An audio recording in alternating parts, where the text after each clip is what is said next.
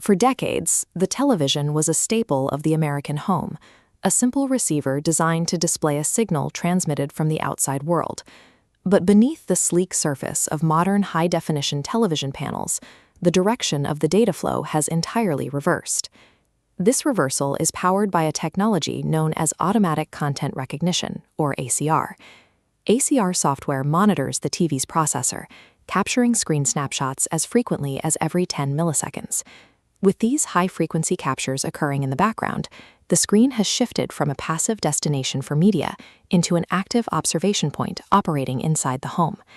The mechanism functions like a fingerprinting service for video, continuously sampling the specific pixels and audio clips appearing on the display. To save bandwidth, the TV processor translates these captures into a compact digital fingerprint. It is instantly compared against a massive reference library to identify the exact content on screen. Once identified, the data is bundled with the household's IP address and device ID. Traffic audits show these data bundles are transmitted to manufacturer servers every 15 to 60 seconds. This creates a second-by-second forensic record of exactly when a household interacts with specific content. A common defense is avoiding the TV's built-in streaming apps and using external hardware instead. However, ACR monitors the physical glass of the screen, bypassing protections offered by external devices. Tracking at the pixel level captures everything sent through an HDMI port, including signals from consoles, laptops, and devices like this Apple TV. Texas legal filings allege this loop even captures private AirPlay streams, home security camera feeds, and baby monitors whenever they are displayed on the panel. If the TV's pixels illuminate to show an image, that image is fingerprinted and logged, regardless of where the signal originated. This data pipeline explains why large, high-definition displays are available at lower price points than hardware costs suggest. Hardware is subsidized by the information it gathers. In 2017, the Federal Trade Commission fined Vizio $2.2 million for secretly tracking 11 million users. Legal pressure continues to mount.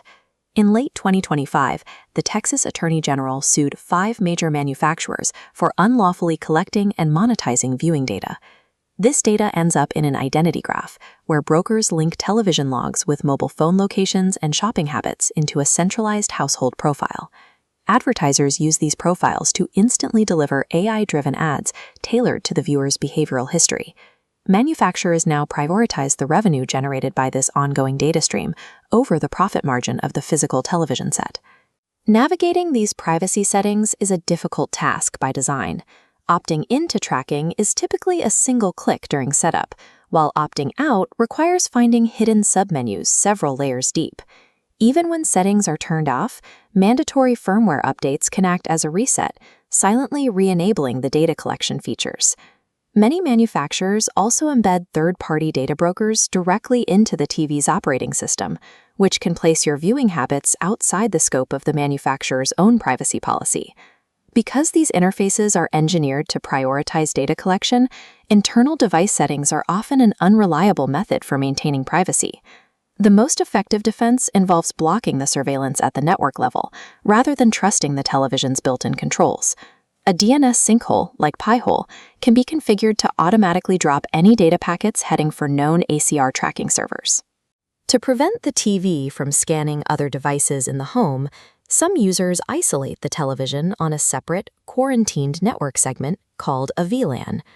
While leaving the TV offline and using an external streamer is an option, many standalone devices, such as this Roku interface, run their own independent ACR tracking software. As the living room display identifies the content on screen, every viewing choice becomes an entry in a massive, saleable database.